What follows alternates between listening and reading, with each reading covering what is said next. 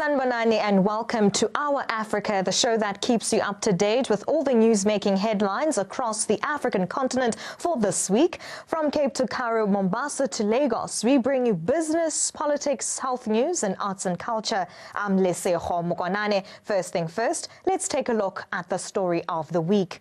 MDC leader Nelson Chamisa says that victory at the polls is inevitable. This is despite allegations of foul play allegedly by ZANU-PF members and the Zimbabwean Electoral Commission. As tensions rise days before the historic elections, the opposition leader says he has lost all confidence in the Electoral Commission. The Zimbabwean Electoral Commission has, however, dismissed claims made by the MDC. Earlier this week, police refused Zimbabwe's opposition party permission to protest outside the country's Electoral Commission. The opposition leader says they will not disappoint their followers. This cheating. Let us overwhelm their machinations and schemes in our voting in numbers. Make sure that we, the people, stop the cheating, stop the deception, and also stop the shenanigans that we have seen being instituted by ZEC. We are going to turn in our numbers and defeat them. In fact, we want to make sure that they will not steal this election. So we have put in place anti-rigging mechanisms to deal with the issues that they hope they are going to use. Contrary to the perception that we are going to boycott the election, we can't boycott our victory. We can't boycott our mandate. We can't boycott the clear mandate we have been given by the people of Zimbabwe. MDC Alliance leader and presidential candidate Nelson Chamisa has not changed his rhetoric much over the last few weeks. He continues to insist that the Zimbabwe Electoral Commission is biased and they are formulating ways to rig the election in favor of the ruling party, which is ZANU-PF. Even weeks before, the justice of the Zimbabwe Electoral Commission, Priscilla Chigumba, was accused of having a sexual relationship with a high-profile government minister, thereby creating a sense of uncertainty around the legitimacy of the elections. Now, we know that Zimbabwe will be heading to the elections in just 5 days, and Nelson Chamisa, who is one of the leading contenders of the top job in the country, which is the presidency, continues to say that he will win this election. Zimbabwe's main opposition party, the MDC Alliance, believes victory is certain after next Monday's elections. After Worldview, a correspondent in Zimbabwe, Martha Mamombe, filed this report. MDC Alliance leader and presidential candidate Nelson Chamisa held another press conference in the capital city, Harare, where he blasted the Zimbabwe Electoral Commission for being biased. His rhetoric over the last few weeks has not changed. He insists that the Zimbabwe Electoral Commission is biased and formulating ways to rig the elections in favor of the ruling party. He says that the commission is working closely with the government to ensure a win for President Emmerson Mnangagwa come next Monday, election day. He says that the MDC Alliance will not boycott the elections, but says that they have come up with anti-rigging mechanisms to defeat the ruling party ZANU-PF next Monday. That this would be done, again, it was not done. Now, it's clear that we have a ZEC that is biased. We have a ZEC that has lost the confidence and trust of the people of Zimbabwe. We have a ZEC that has chosen to throw away the whistle as a referee and join another team, particularly the ED team, Mnangagwa's team. And this is why Mnangagwa is not complaining, because the team is playing on his behalf. But what we have resolved to do is to make sure that we defeat both the referee and the player. Mr. Mnangagwa and ZEC must both be defeated. Defeated in terms of the overwhelming sentiment in the country, that we are not going to allow them to get away with murder literally and metaphorically. What does it mean? What it does mean, our voting in numbers. Make sure that we, the people, stop the cheating, stop the deception, and also stop the shenanigans that we have seen being instituted by ZEC. We are going to turn in our numbers and defeat them. In fact, we want to make sure that they will not steal this election. So we have put in place anti-rigging mechanisms to deal with the issues that they hope they are going to use. Contrary to the perception that we are going to boycott the election. We can't boycott our victory. We can't boycott our mandate. We can't boycott the clear mandate we have been given by the people of Zimbabwe. Winners don't quit. Winners don't boycott. We are the winners in this election. If anything, we've also realized that it's a machination by ZANU-PF to try and get us into a position of despondence and start causing anarchy so that the election is avoided. Now, we know them. We know from our intelligence that they are panicking. They are scared of an election. Mnangagwa knows that defeat is staring in his face. But we want to assure him he has nothing to fear. He has done his part. He should not be afraid of the inevitable. Victory is certain for the people of Zimbabwe. He must be there to accept defeat in magnanimity. And we are ready to embrace him as we go forward, as a citizen, as a former president, and also as a liberation icon. That way, that's how we are going to make sure our country moves forward. So yes, we know that it is in the nature of ZANU-PF to cheat and to also undermine the will of the people. But we are saying to people of Zimbabwe, come in your numbers to shame the detractors. Let us have an avalanche of support for victory, for real change, for the inevitable, which is the victory of the people. This year's elections have seen the highest number of young women running for public office, either as members of parliament or councillors. Among the most prolific women running for public office are Fadzai Mahere for Mount Pleasant constituency, Joanna Mamombe for Harare West constituency, who is just 24 years old, Thokozani Kupe for president, as well as Zalera Makari for Epworth constituency, among other women. 53% of registered voters in Zimbabwe are women, so it is important for women to go out in their numbers and vote, as has been said by all political parties involved in this year's elections. This is what ordinary Zimbabwean women had to say about other women running for public office. I am registered to vote, and as a young woman, I am definitely going to vote for a fellow woman to represent me in the parliament. I believe that it is high time us women have someone to voice our opinions. We need to be heard, and we need someone who understands us to represent us in parliament. As a young Zimbabwean, I will vote for a female member of parliament because I think women are good leaders. I'm so excited that this time around we've got a lot of females, female candidates who we can vote for from councillor level to the parliament. So yes, I'm very excited. Can't wait to vote for our female candidate. Zimbabwe heads to the polls on Monday, July 30, in what will be the most closely watched elections since independence in 1980. Reporting for Afro World View, I'm Martha Mamombe in Harare, Zimbabwe. Still in Zimbabwe, President Emmerson Mnangagwa assures white commercial farmers that their land will not be taken, calling on them to work together with government ahead of elections on Monday.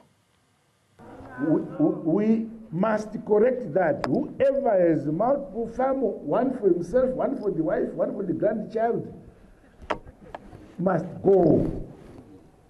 And that land must be acquired. What I'm hoping, and I was very encouraged where the President asked for dialogue, and I think that's important, is that he doesn't have all the solutions to the many problems that we all face, and he said that today. We want to move forward, we want to be a part, we want to build Zimbabwe. We should be a strong nation. We have everything that we need in life to be one of the strongest nations. The president has assured Zimbabwe's white farmers that their land will not be taken. White farmers were evicted in favor of landless black people from 2000 by a controversial policy that wrecked agriculture and triggered an economic collapse. With less than 2 days before Zimbabwe's first election since Mugabe's ouster, Mnangagwa moved to quash any fears the practice would be repeated. Again, this issue of new invasions is a thing of the past. I have told my provincial ministers, I have told the party leadership across the country in the provinces, that is a thing of the past. The rule of law must now apply. Earlier this week, Mnangagwa visited a new ferrochrome plant in Kwekwe. The mine is owned by the Moeti Group based in South Africa. Certainly small-scale miners don't have access to equipment, so we will give them the opportunity to either give them equipment in terms of our relationship, alternatively give them an opportunity where we finance that equipment based on tonnage. Zimbabwe President applauded the Africa Chrome fields, which will increase the country's ferrochrome production capacity, and it will also create employment for locals. I applaud Africa Chrome fields for this plant, which is said to significantly increase the country's ferrochrome production capacity.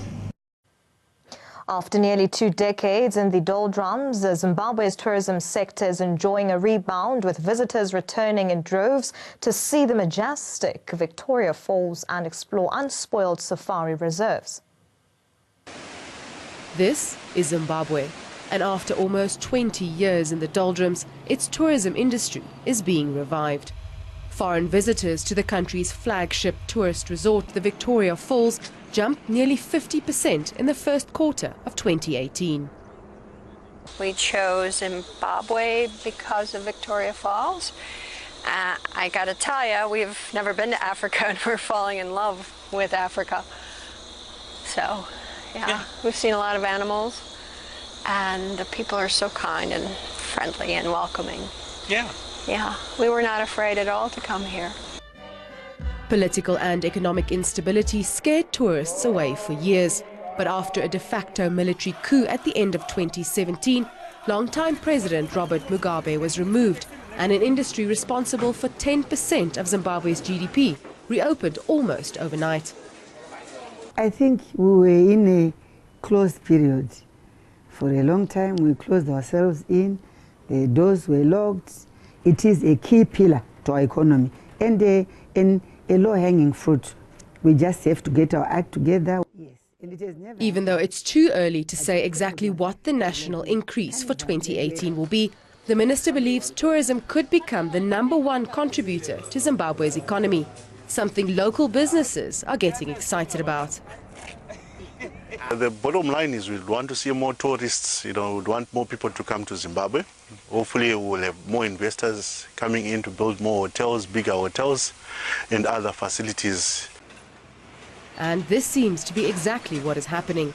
New hotels and a new airport have recently been built close to Victoria Falls, and accommodation in the area is often fully booked.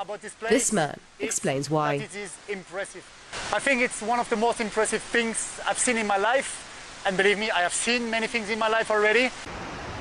Whether regional or from further abroad, tourists are coming back, and Zimbabwe appears to truly be open for business. And back home, President Ramaphosa has hailed the establishment of the new development bank as one of the major achievements in the BRICS economies. Ramaphosa says the bank managed to close a crucial gap in project funding. He says since its formation, the bank has disbursed loans totaling $5.1 billion, with approvals amounting to $1.7 billion this year alone. Ramaphosa also calls on the summit to invest in Africa. He says engagements should advance the integration and development of the African continent. Equally important are your deliberations on the BRICS Africa cooperation. As South Africa, we are determined that our engagements within BRICS and other multilateral platforms should advance the integration and development of the African continent. There is great potential for investment in Africa. In the past decade, Africa has grown at a rate of 2 to 3% points faster than the global GDP, with regional growth predicted to remain stable above 5% in 2018. The president also called on the summit to prioritize the trade agenda in the BRICS countries. We look to you to be ready to realize the vast potential that exists for investment and trade,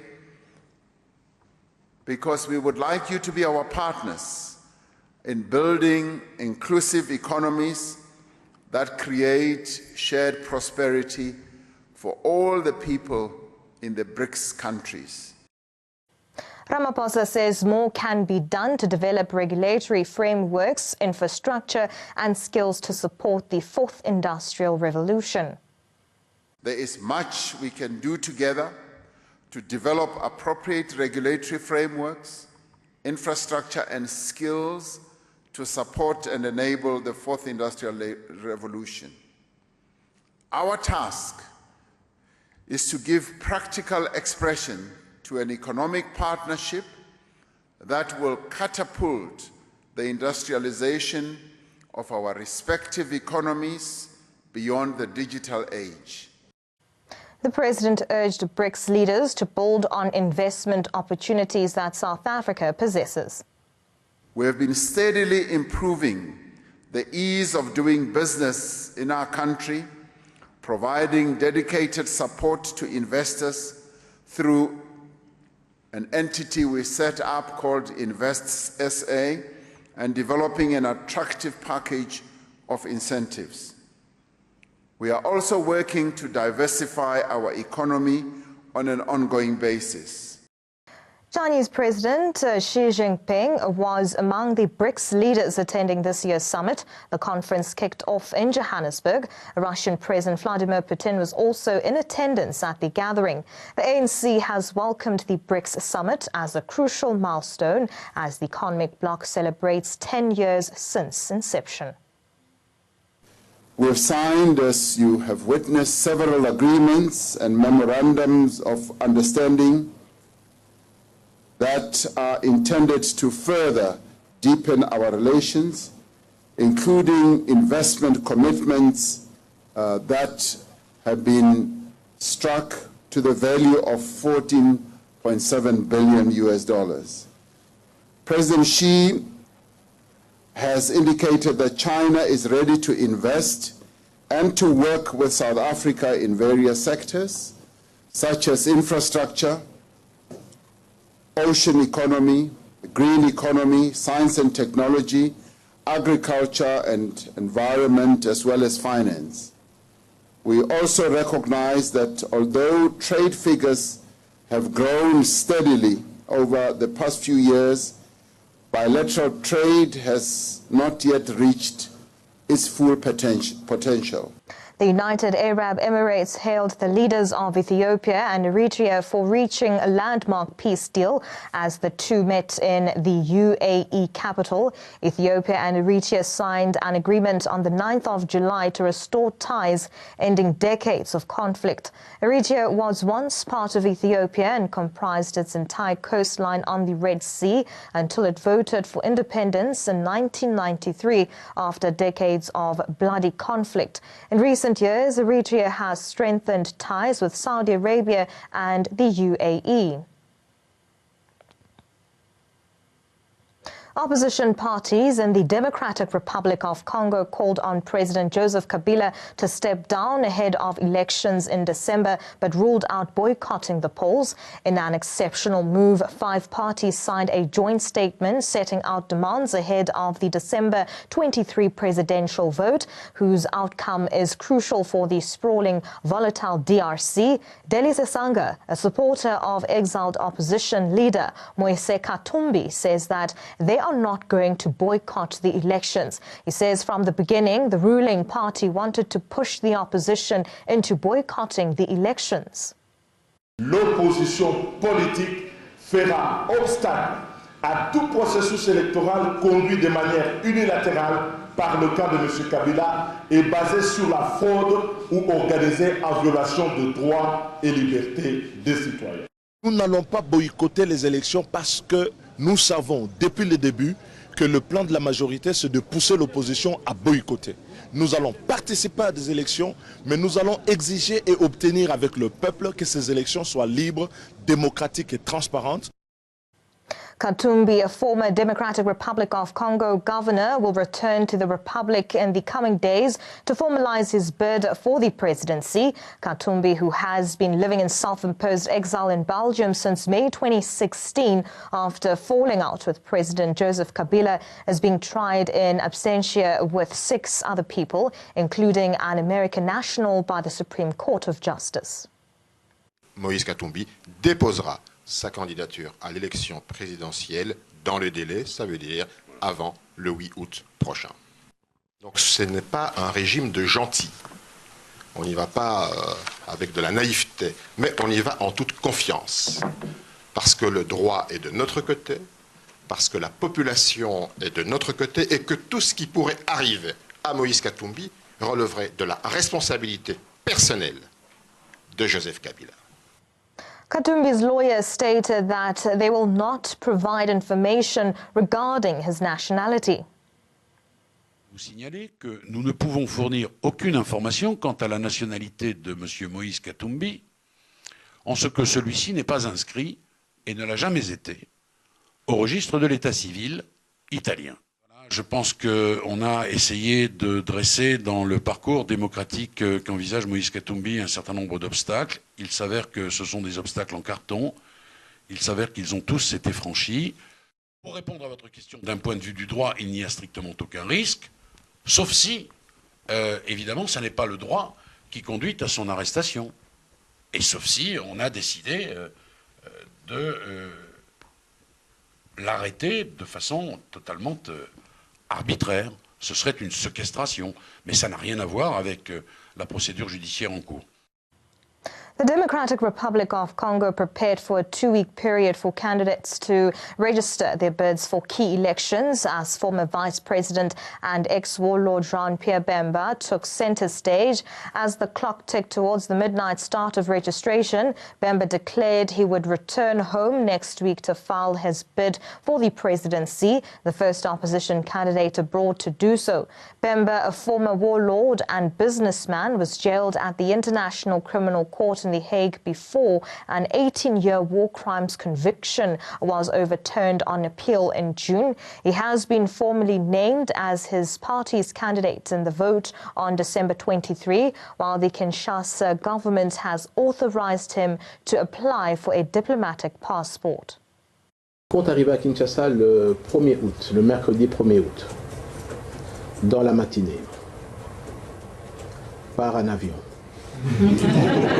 C'est-à-dire que mon parti a écrit effectivement à l'hôtel de ville, à la mairie, a prévenu également le ministère de l'Intérieur aussi de mon arrivée, et pour que les dispositions soient prises d'une manière générale pour qu'il n'y ait pas de débordement. Je pense que c'est tout ce qu'on peut faire.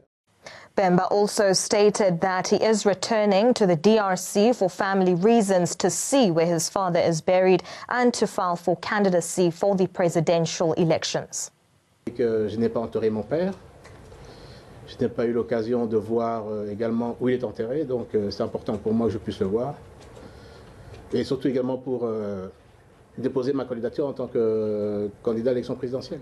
Si nous voulons un nouveau régime dans ce pays, nous devons passer par une unité, un seul candidat au niveau de l'opposition. Et je milite pour qu'il y ait un seul candidat au niveau de l'opposition. Et bien sûr, si ce n'était pas moi, je soutiendrais le candidat qui sera désigné par l'opposition, ça c'est clair. Et que je n'ai pas enterré mon père, je n'ai pas eu l'occasion de voir également où il est enterré, donc c'est important pour moi que je puisse le voir. Et surtout également pour déposer ma candidature en tant que candidat à l'élection présidentielle.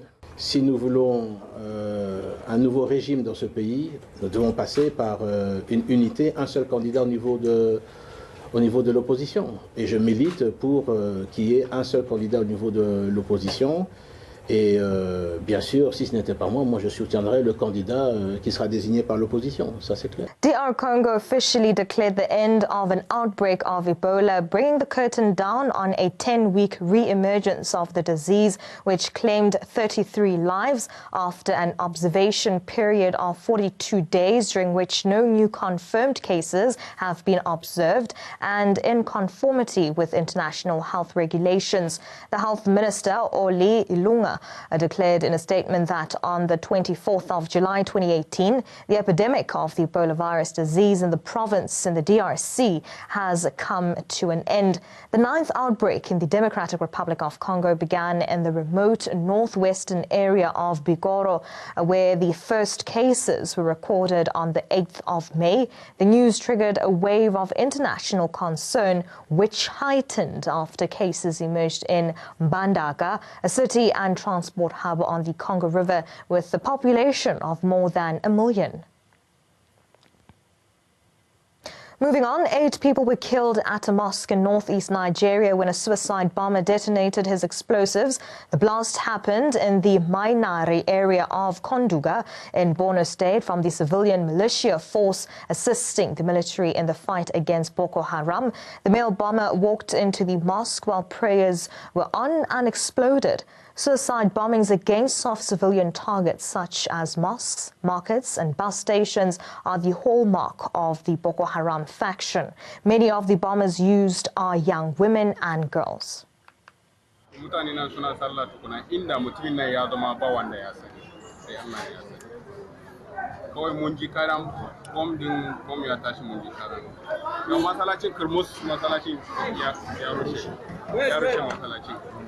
nan gawakin da an cire wannan duk a cikin gini da ya rushe nan a karkashin da duk gawakin nan sun cire gawa guda bakwai mutanen da sun yi toma guda bakwai. In other news, police prevented 2 separate marches in Conakry demanding the cancellation of the 25% increase in fuel prices in Guinea and arrested at least 6 protesters. The ban on both marches was announced by the governor of Conakry. He justified the measure by the need not to hinder the movements of candidates to the pilgrimage in August to Mecca.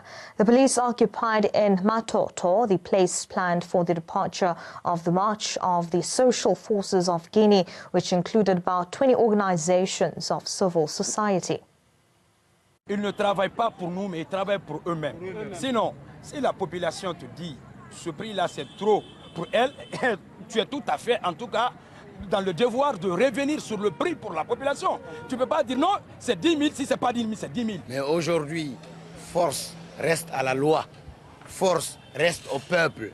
Il faut que le gouvernement comprenne que le peuple a parlé.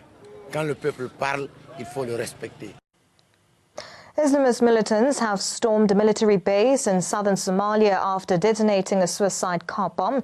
The Al-Shabaab militant group says it killed 27 soldiers in the raid, which began just after early morning prayers. Al-Shabaab has been waging an insurgency in Somalia for more than 10 years. The group is battling to topple the central government and impose its rule based on its own strict interpretation of Islam's Sharia law.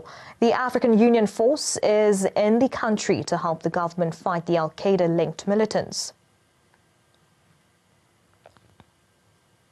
Abdishakur Mohammed, who is only 16 years old, confidently presented his latest work to the Hargeisa Book Fair, an event that has transformed Somaliland's literary scene over the past decade. He spent 4 years writing Up Kahe Hill, when translated means in the footsteps of our ancestors. He dedicated this book to his friends who he says were not embracing their culture, adding that they instead see it as unimportant and their Somali identity is in danger.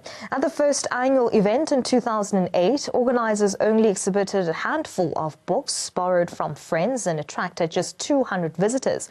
10 years on, and literature has taken a prominent place in Somaliland's culture. New writers have emerged, volumes are being edited, book clubs formed, and public libraries opened. The book fair, being held from Saturday the 21st of July to the 2nd of August, has been a key factor in Somaliland's embrace of literature. The fair now has international appeal and attracts exhibitors from across the world while helping to raise awareness of the self-proclaimed country's relative stability in contrast to Somalia. buukan waxa igu dhaliyay in aan qoro markii koowaad waxaan arkay dhalinyarada ila midka ah aniga oo kale ah oo aad moodid in dhaqankii ay ka sii jeedaan ama aanay u arkayn muhiimad Soomaalinimadoodiina ay ku jirto halis inay baabaado ama ay ilaawaan hadan iyo waqti xaadirkan. And that's all the news making headlines across the African continent for this week. From Milesego Mokwanane and the rest of the Our Africa team. Salani Gahle.